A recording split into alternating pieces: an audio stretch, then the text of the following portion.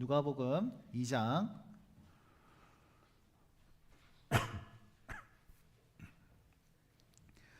21절에서 40절까지 말씀입니다.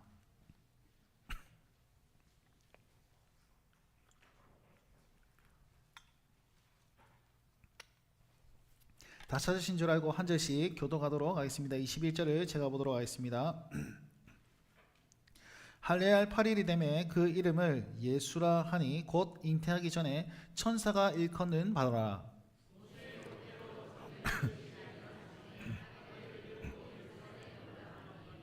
이는 주의 율법에 쓴 바 첫 해에 처음 난 남자마다 주의 거룩한 자라 하리라 한 대로 아기를 주께 드리고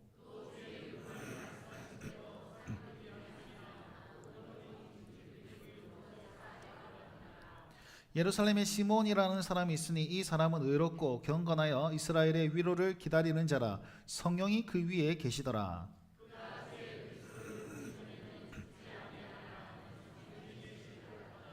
성령의 감동으로 성전에 들어가매 마침 부모가 율법의 관례대로 행하고자 하여 그 아기 예수를 데리고 오는지라. 주제여 이제는 말씀하신 대로 종을 평안히 놓아주시는도다. 이는 만민 앞에 예비한 것이요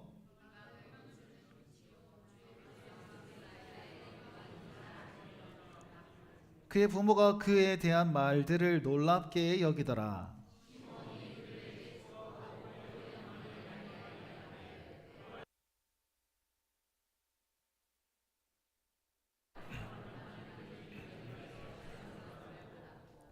또 칼이 내 마음을 찌르는 듯 하리니 이는 여러 사람의 마음의 생각을 드러내려 함이니라 하더라.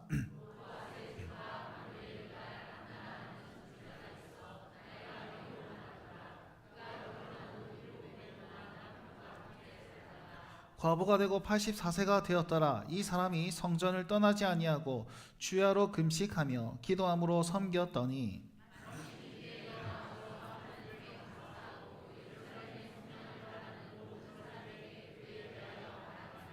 주의 율법을 따라 모든 일을 마치고 갈릴리로 돌아가 본 동네 나사렛에 이르니라.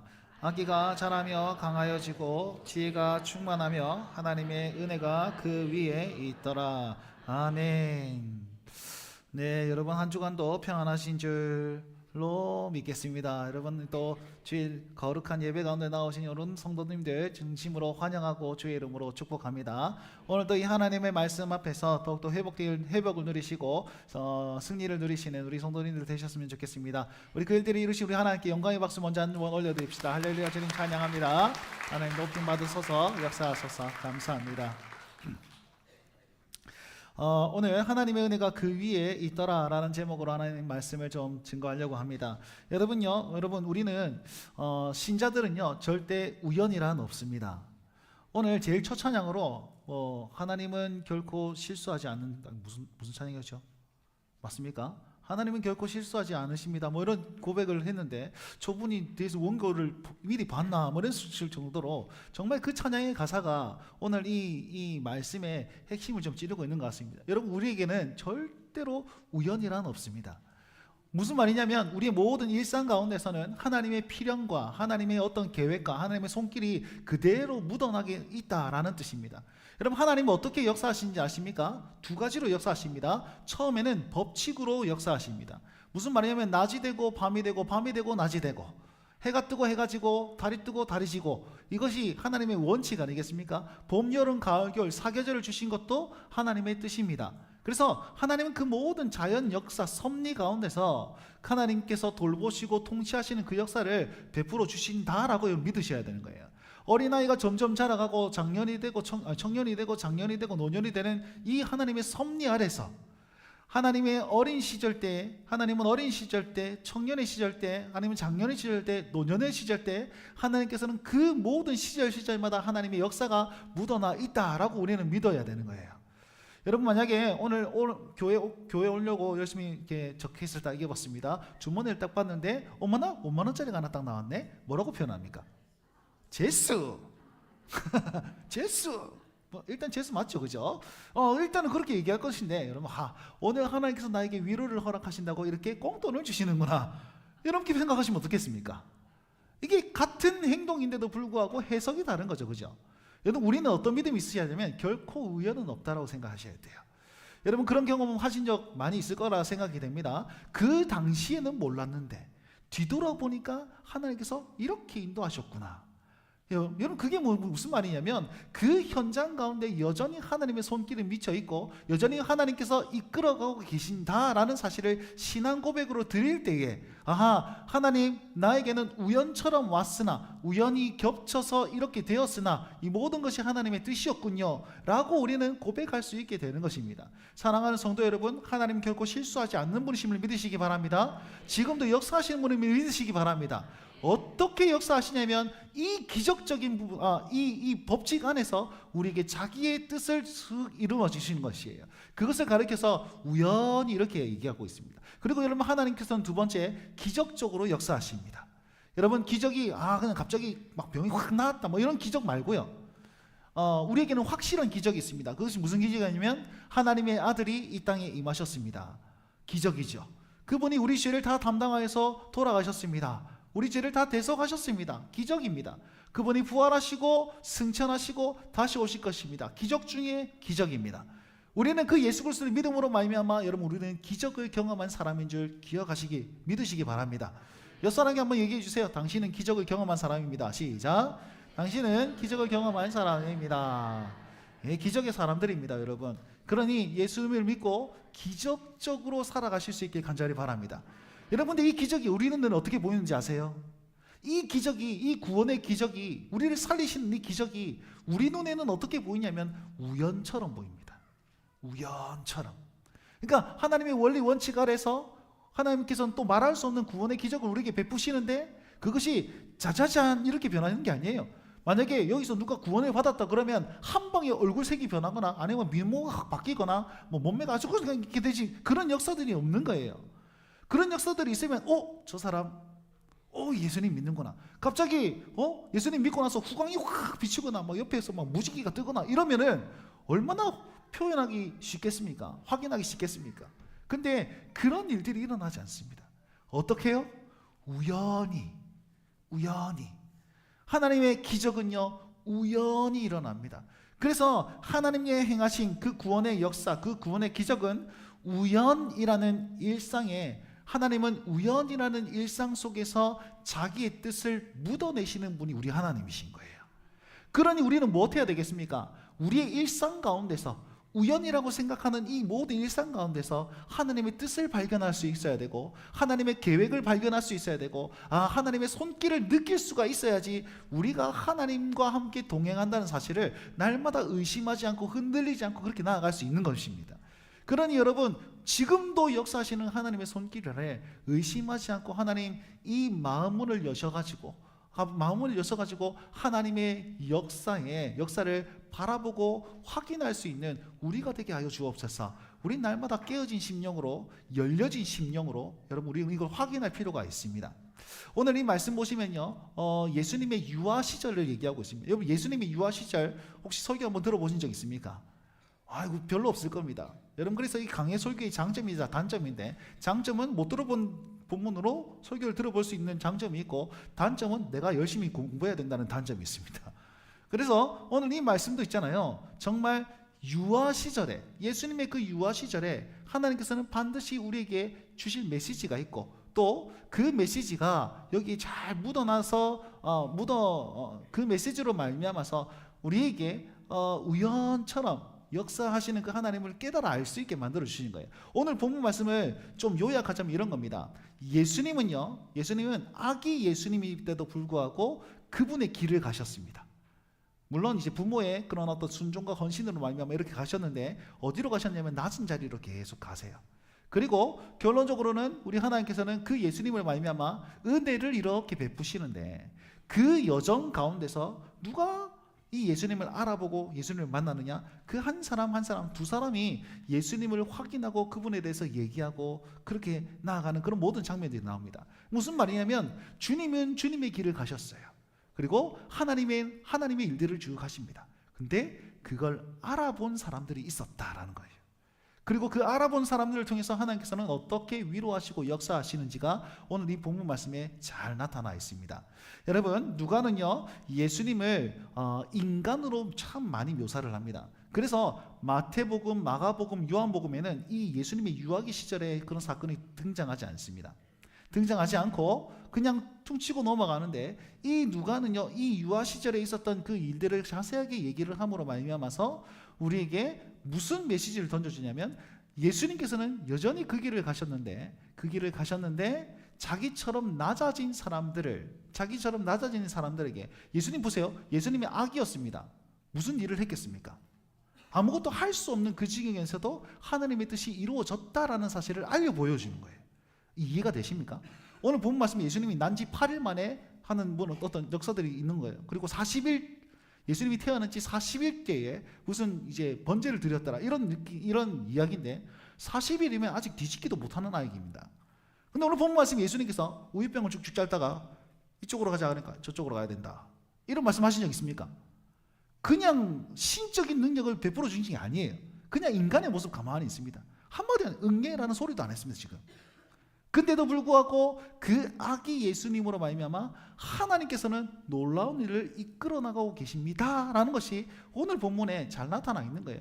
그러니 여러분, 아기 예수님, 아무것도 할 수 없는 그런 지경에 있는 아기 예수님을 하나님께서는 자기 뜻을 이루어 주듯이 아무것도 할 수 없는 우리를 통해서도 하나님 지금 뭐 하고 계십니까? 일하고 계시고 역사하고 계십니다. 우리 눈에는 그게 우연처럼 보이고 우리 눈에는 그냥 아무것도 아닌 것처럼 보이지만 하나님의 역사는 이어지고 있습니다 라는 사실을 오늘 본문이 우리에게 얘기해 주고 있는 겁니다. 꼭 기억하시고 하나님의 말씀 함께 보셨으면 좋겠습니다. 오늘 말씀 보시면요 22절 말씀 다 같이 한번 읽어봅시다. 21절 읽겠습니다. 시작.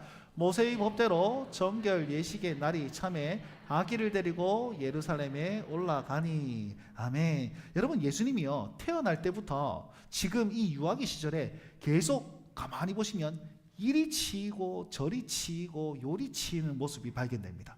여러분, 예수님께서 왜 베들레헴 마구간에서 태어나셨을까요? 누구 때문에 태어나셨습니까? 2장 1절 말씀 보니까 가이사 아구스도의 명으로 말미암아 호적하는 그런 명령으로 말미암아 이동한 거예요. 가만히 냅뒀으면 그냥 나사렛에서 이제 태어나셔가지고 그렇게 유아 생활을 했을 텐데, 이 가이사 아구스도가 자기 욕심 때문에 그런 명령을 내리는 거예요.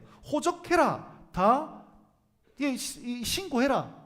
지금 우리 가정이 지금 어떻게 됐는지, 몇 명인지 다 신고해라. 고향 가가지고 신고해라 라는 명령을 내리는 겁니다. 이유가 뭐냐니까, 여러분, 호적 신고를 함으로 말미암아 세금을 잘 걷게 만들고, 또 전쟁 때에 그냥 징집하기 위해서, 징집에 용이하기 위해서, 그러니까 자기 욕심 때문에 그걸 명령을 내린 겁니다.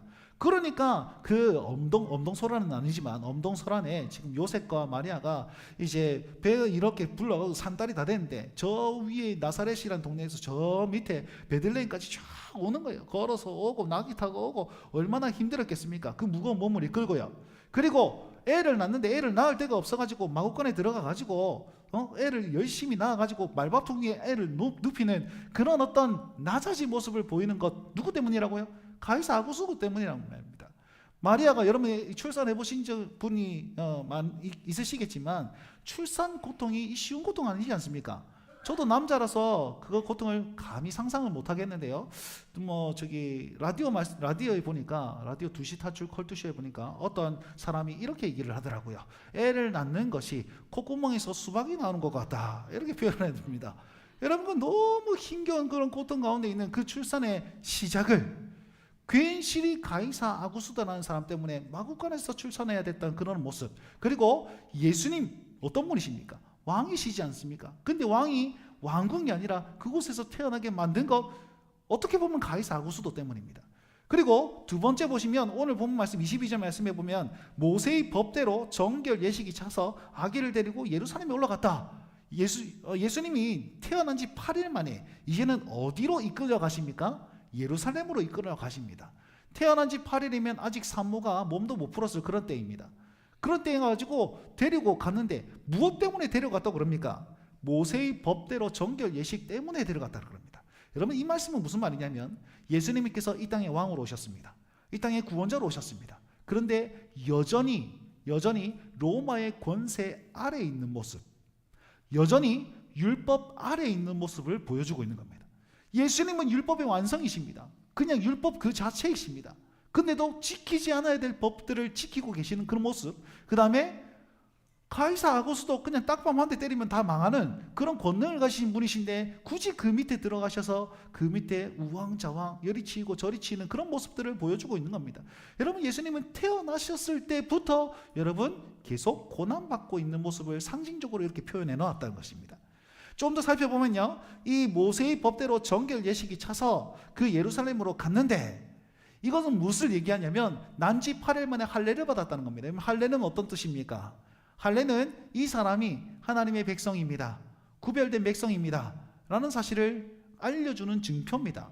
여러분, 예수님이 굳이 주님의 백성이 될 필요가 있습니까?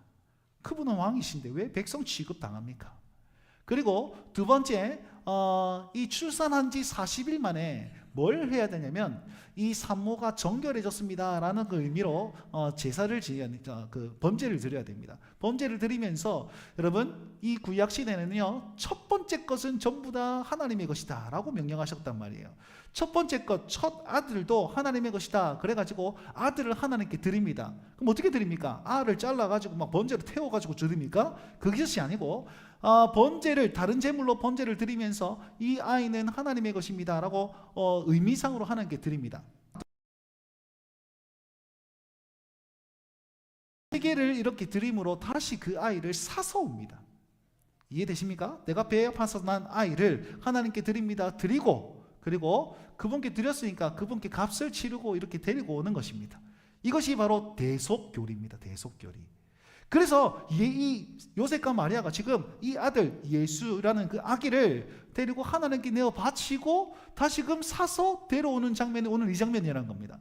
그럼 또 한번 물어봅시다. 예수님이 자기를 드릴 필요가 있습니까? 없습니까? 예수님은 받아야 되는 분 아닙니까? 근데 자기가 제물이 되어서 내어 맡겨지는 거예요. 대속자의 삶을 살 것이다 라는 그런 의미로 지금 태어나자마자 고난의 자리로 나아가고 있다는 사실을 이렇게 보여주고 있는 장면이 22절부터 24절까지 말씀이라는 것입니다. 사랑하는 성도 여러분, 오늘 예수님께서는요, 태어나자마자 고난 당하셨습니다.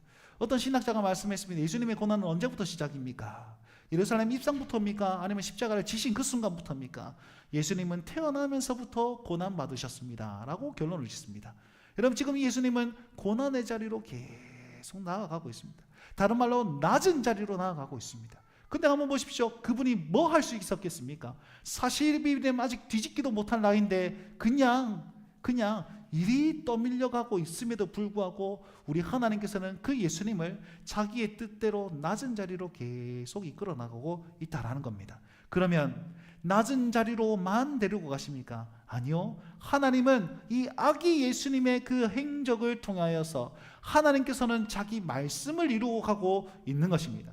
가이사 아구스도가 명해가지고 이 요셉과 마리아가 베들레헴에 왔죠. 그런데 이면에 보시면 아구스도 때문에, 가이사 때문에 간 게 아니라 하나님의 말씀, 스왈의 말씀 속에 그 말씀이 있단 말이에요.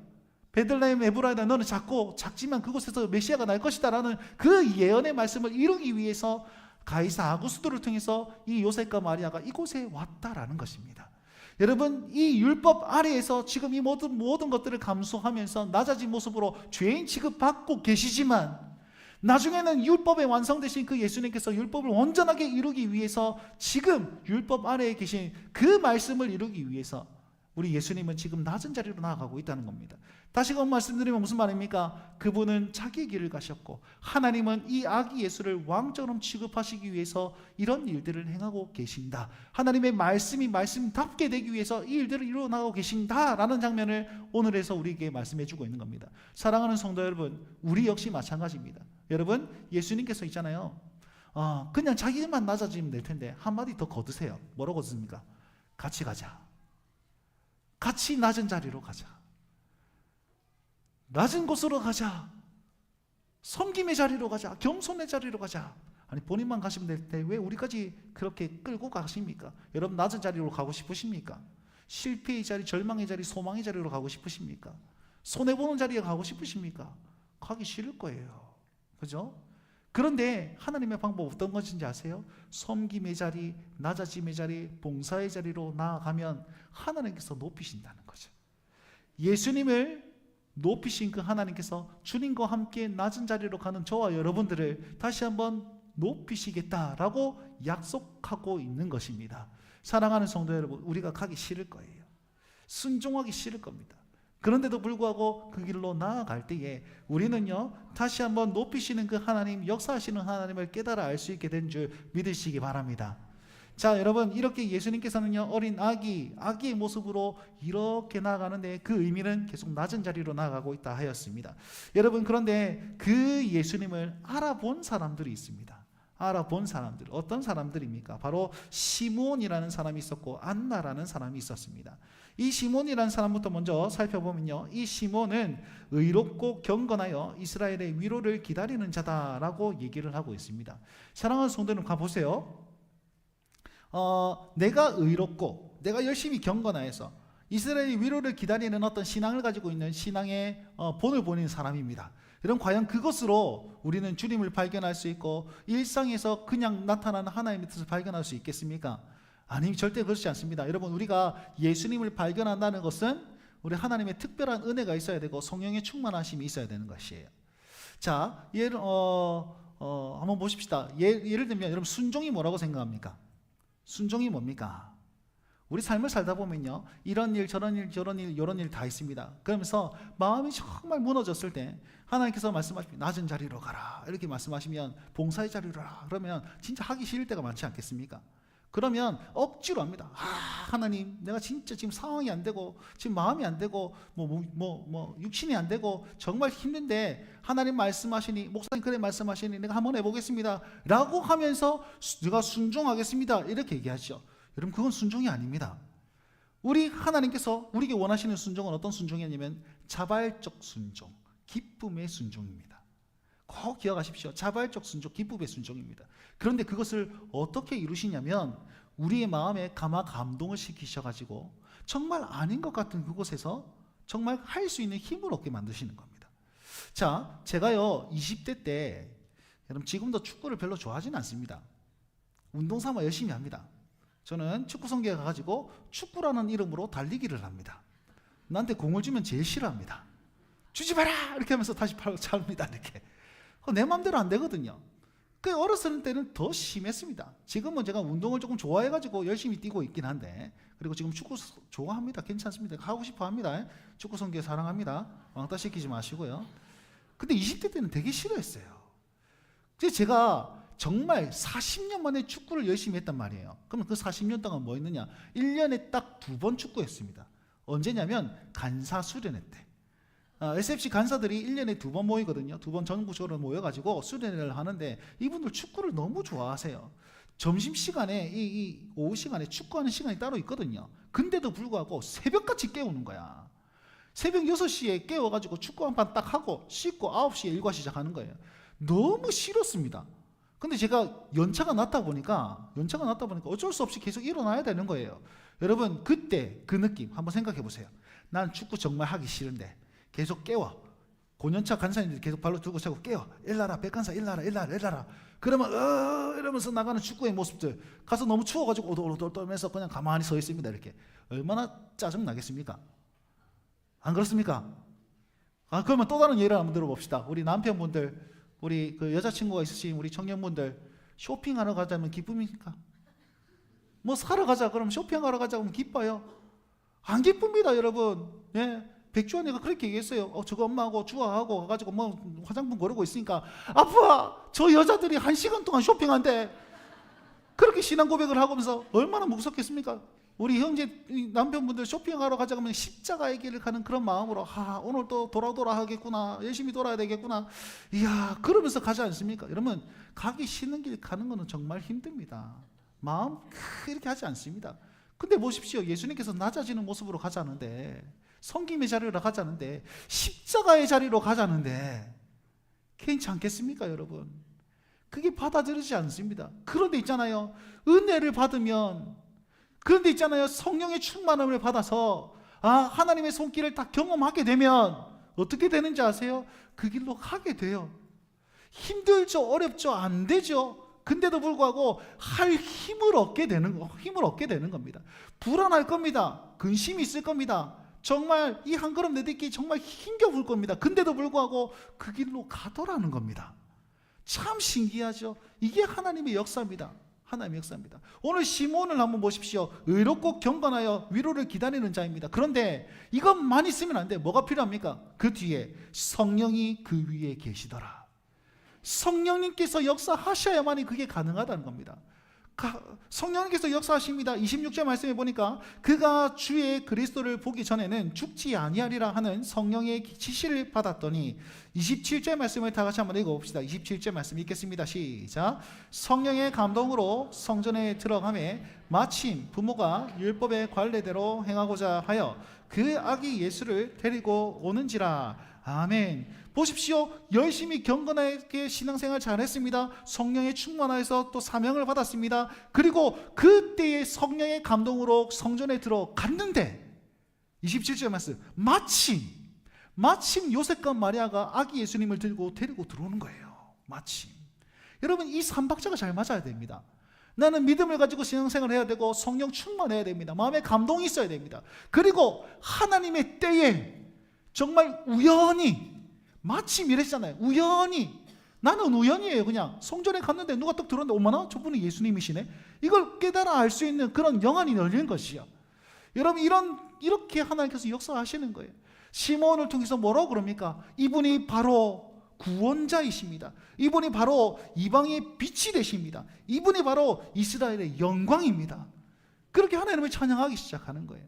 하나님을 찬양하죠. 그리고 나서 이분이 고난받을 거라고 또 예언을 합니다. 많은 사람을 폐하거나 흥하게 하며 비방을 받을 표적이 되기 위해서 세움을 받았습니다 라고 얘기하면서 예수님을 고난받는 왕으로, 고난받는 구원자로 예언을 탁 하게 되는 것이죠.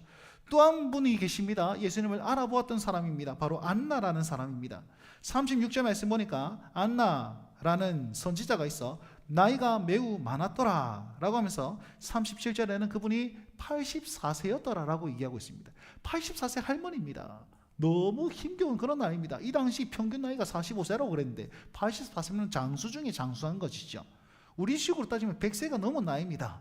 그런 나이에 어떻게 하셨습니까? 이분이 37절 말씀 보니까요, 성전을 떠나지 아니하고 주야로 금식하며 기도함으로 섬기더니 라고 얘기하고 있습니다. 38절을 다 같이 한번 읽어봅시다. 38절 시작. 마침 이때에 나와서 하나님께 감사하고 예루살렘의 속량을 바라는 모든 사람에게 그에 대하여 말하니라. 아멘. 여러분, 뭐라고 그럽니까? 마침 이때에 신앙생활을 잘하고 있는 그 할머니께서, 그 어르신께서 마침 이때에 예수님을 바라보고 예루살렘의 속량을 바라는 모든 사람에게 홍보하기 시작하는 거예요. 전도하기 시작하는 거예요. 여러분, 내가 예수를 만났다고, 내가 메시아를 만났다고, 내가 그 아이를 만났다고, 이제 새로운 시대가 이제 바로 이루어질 거라고, 하나님의 역사가 이루어질 거라고, 여러분, 그 이야기를 하는 거예요. 알다시피 이전까지는 하나님의 말씀이 들리지 않았던 시대였습니다. 그런데 이 어르신이 그 예수님을 만나고 나서, 예수님을 깨닫고 나서 얼마나 흥분했겠습니까? 얼마나 감동이 있겠습니까? 아니, 막 혈관이 다 뚫렸을 겁니다. 막 흥분해가지고 막 심장이 바닥바닥 뛰어가지고 막 감격해가지고 이 얘기를 하고 있는 겁니다. 여러분, 예수님을 만나면 84세 어르신, 100세의 어르신도 이렇게 감격할 수가 있습니다. 그래서 시절을 쫓아 하나님께서 열매를 맺는다 안 했습니까? 이분을 통해서 이렇게 역사하신 하나님께서 우리의 어르신들을 통해서도 하나님 놀라운 역사를 이루실 줄 믿습니다.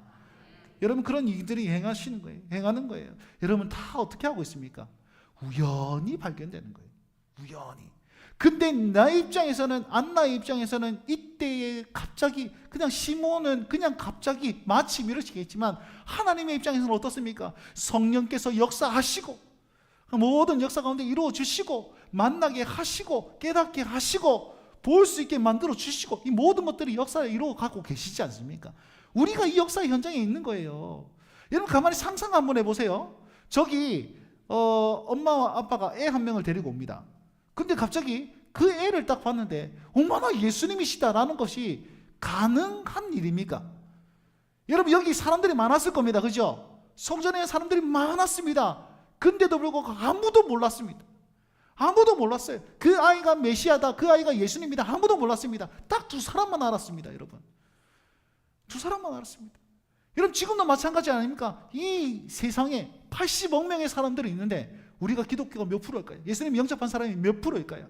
여러분, 그 소수만 지금 이 주님을 알고 있다는 것 아니겠습니까? 여러분, 이것이 우리 힘으로 되는 일입니까? 열심히 기도한들 되는 일입니까? 열심히 봉사하고 헌금만 열심히 하면 되는 일입니까? 아니요. 성령께서 이 안에 주시고, 성령께서 이 영안을 띄워주시고, 이 마음을 열어주셔야지 여러분, 이 예수님을 알아볼 수 있는 것입니다. 사랑하는 성도 여러분, 이 시대에 그 아기 예수를 알아봤던 시므온과 안나가 있었다면 지금 2025년에 누가 있어야 되겠습니까?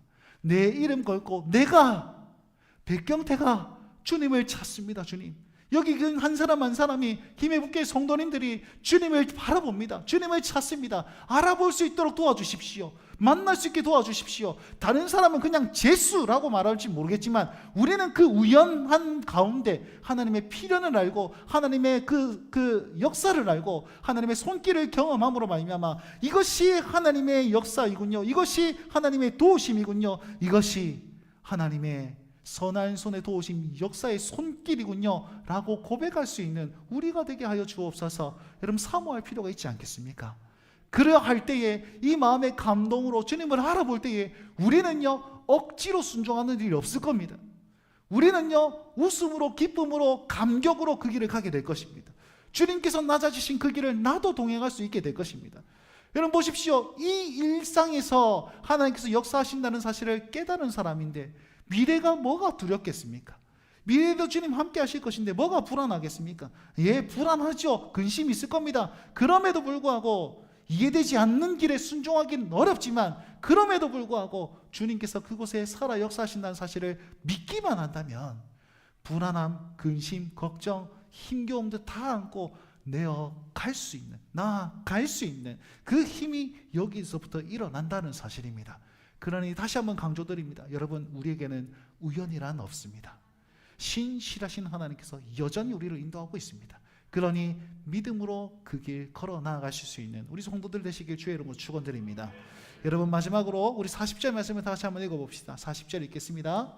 시작. 아기가 자라며 강하여지고 지혜가 충만하며 하나님의 은혜가 그 위에 있더라. 아멘.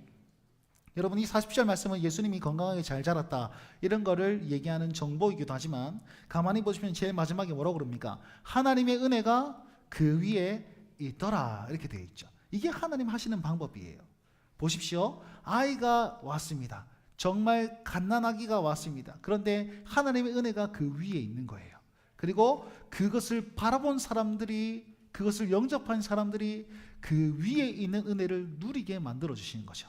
그리고 이 예수님이 자라가 나서 어떻게 합니까? 선언하고 선포하고 하나님의 은혜를 흘러보내죠. 흘려보냄으로 말미암아 시몬이 예언했던 그 구원의 주님, 만민을 예비하신 그 구원자, 그리고 이방을 비추는 빛, 그 다음에 이스라엘의 영광, 그것들 나타내 보이고 있는 겁니다. 그래서 다른 말로 하면 하나님께서 이 아기 예수님으로 말미암아서 이 은혜의 흘러감의 역사를 시작하고 이어가고 계시더라 라는 말씀으로 40절을 우리는 받아들여야 되는 것입니다. 그러니 여러분, 지금도 마찬가지입니다. 지금도 하나님 어떻게 이러시는지 아세요? 지금도 예수님이 낮아지신 곳으로 갈 때에 하나님께서는 그 은혜를 머물게 하시고, 그리고 그분으로 말미암아 그분을 알아본 사람들이 그 은혜를 누리고, 그분을 만난 사람들이 그 은혜를 누리면서 이렇게 은혜가 흘러가고 퍼져갔듯이 우리 역시 마찬가지입니다. 이 시대에도 지금 예수 그리스도와 동행하여서 낮아지는 자리로 갔죠. 그러면 주님과 동행하는 이 사람, 우리로 말미암아서 이 은혜가 여기 머물고 있습니다. 그럼 이 은혜가 여기 머물고 우리가 섬기며 나아갈 때 이 은혜가 흘러가게 되는 거예요. 교회 위에 이 하나님의 은혜가 여기 있고, 그리고 우리 성도들을 말미암아 이 은혜가 밖으로 흘러가게 될 때에 우리 예수님께서 정말 빛이시구나, 우리 예수님께서 영광이시구나, 우리 예수님께서 구원자가 되시는구나, 그것이 증명되게 되는 것입니다. 사랑하는 성도 여러분, 그러니 우리가 낮아지는 자리로 나아갈지라도, 낮은 모습으로 살지라도, 여러분, 사람이 보기에는 뭐 흠모할 만한 그런 것들이 없을지라도, 안나와 같이 84세의 노년의 나이일지라도 우리가 우리 안에 은혜가 있다는 사실을 기억한다면 여러분 우리가 못 걸어갈 이유가 없습니다. 그러니 여러분 오늘 이 예배 가운데 이 은혜를 발견하실 수 있게 간절히 바랍니다. 그리고 하루하루 살아가는 동안에 여러분 이 은혜를 꼭 기억하십시오. 일상 속에서 역사하시는 하나님을 기억하며 그 일상 가운데서 은혜를 발견할 때 우리는 다시 한번 일어나게 될 줄 믿습니다. 그 일들이 우리 온 성도들 가운데, 우리 교회 가운데, 여러분 일주일의 삶 가운데 가득 발견되어질 수 있길 주의 이름으로 축원드립니다.